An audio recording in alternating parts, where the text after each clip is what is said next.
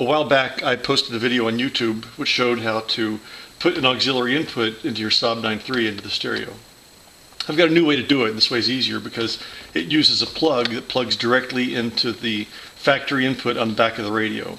I'm making these things right here. I'm selling them for 35 bucks. So if you're interested, just send me a message through YouTube, and I'll tell you how to get one. But to install it, it's very, very simple, and I'll show you how to do it. First off, in my car, I've got this this GPS unit in here that I installed myself, so I just need to get it out of the way. You won't need to do this. But I'll get the GPS out of there. And then you got to put the car in gear. Make sure your brake is set, because you need to get the shift lever out of the way.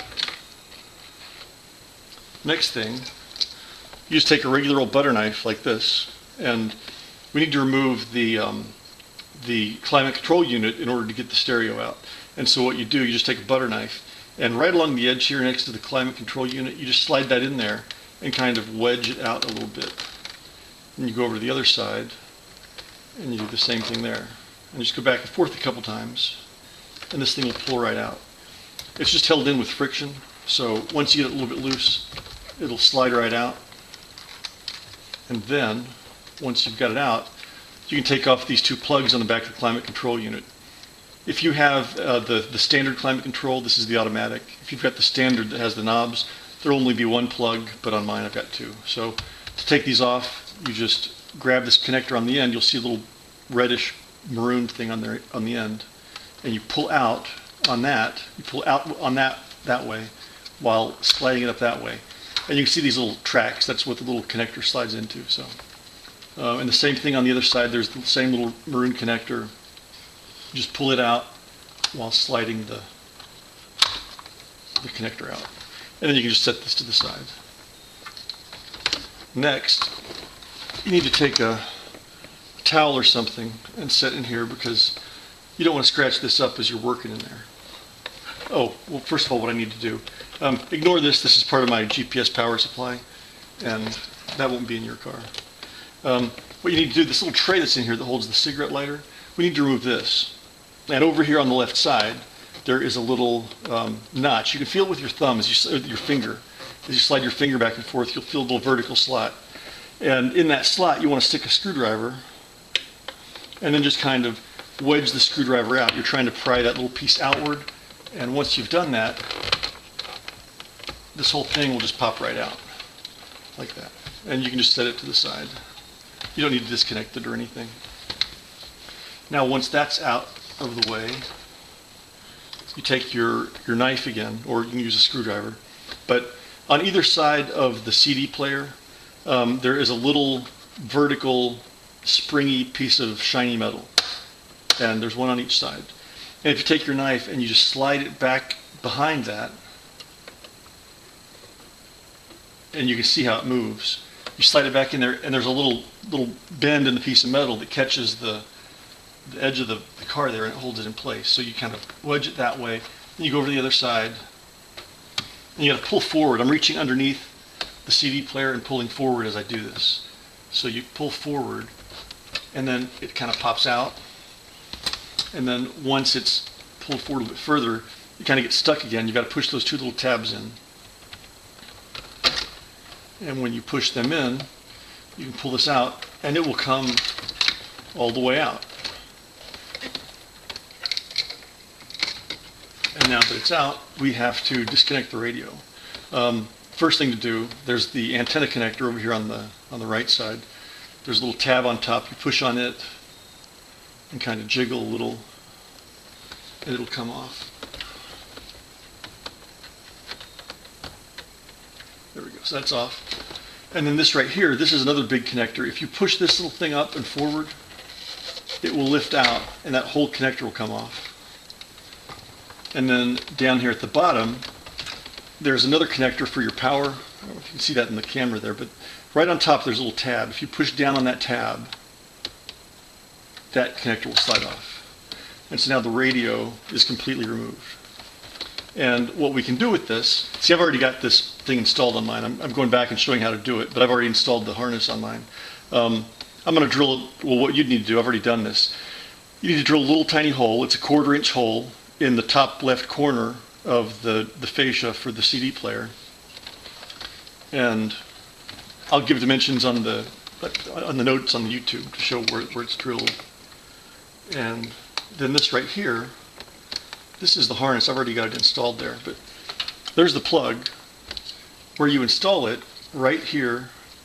Let me zoom in so you can see better on this. So on this big square connector that came out of the radio, you'll have in the top left corner, you'll have the wire harness that has all the wires coming into it. You want to take the new wire harness that has the auxiliary input, and in the bottom right corner, this will only go in one way, but in the bottom right corner, you want the little tab to be up. There's a little tab on there. Put that up, and then you just push this in there. It'll click in place. And once it's clicked in place, you're locked in, and now we can put everything back together. So putting it back together is just like taking it apart. I've got my wire here. I've disconnected it so that you can see how I'm going to hook this up in a second. But what you want to do is find that power plug that you just disconnected. That's not it. That's that plug. There's the power plug. So I want to take this power plug, and I want to take my CD player stereo and slide the power plug in place. And then clip the antenna connector in place. And this harness right there, you've got to lift up that little lever. Lift it up. And with it lifted, you can slide the entire square connector in there. And at some point, it's going to stop. And when it stops, that's not it. There we go. So that stops. I want to put this connector down. It latches everything in place. Now, this wire that we added, we want to make sure it comes out below, because we're going to have to bring it around so it hooks up right over here. So now we slide this back in and just line it up. Oh, before we slide that back in, we need to make sure our two climate control harnesses are out. We don't want to misplace them. So pull those out of there where you can get to them. And then slide this thing back into the slot that you removed it from.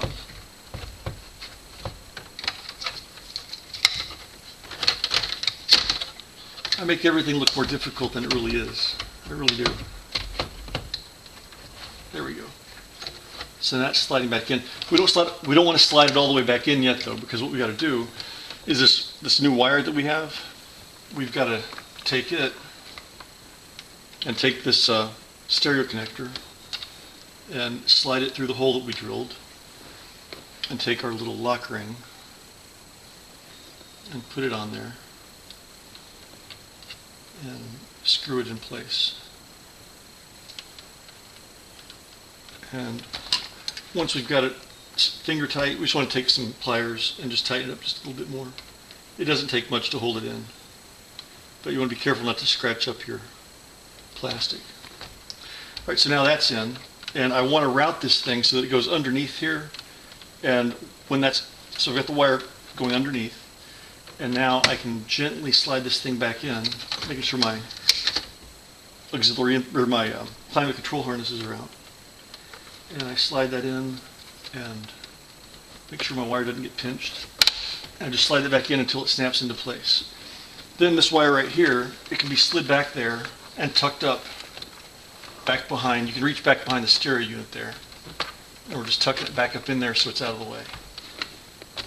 And so now we put the climate control unit back in.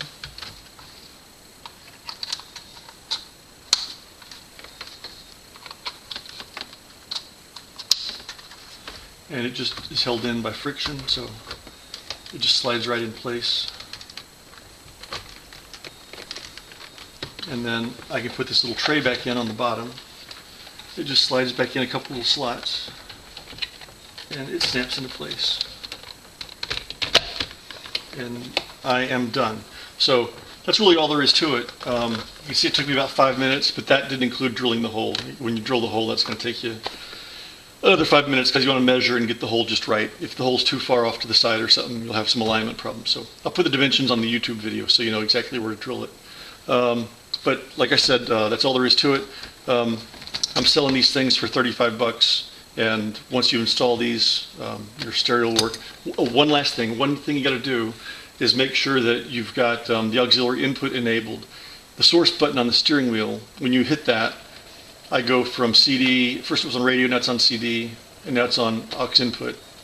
If you don't have that aux input show up in your display, that means that your car isn't enabled for the auxiliary input, and you got to take it to the dealer, have them hook it to their computer, which they call a Tech 2 machine. And when they hook it to Tech 2, they'll be able to enable that auxiliary input. Various dealers charge different amounts. I called my local dealer just to see how much they charged, and they said they charge 60 bucks, but I've heard some people say that dealers will charge them 150 or $175. So just call your dealer and ask how much they're going to charge. And we're done.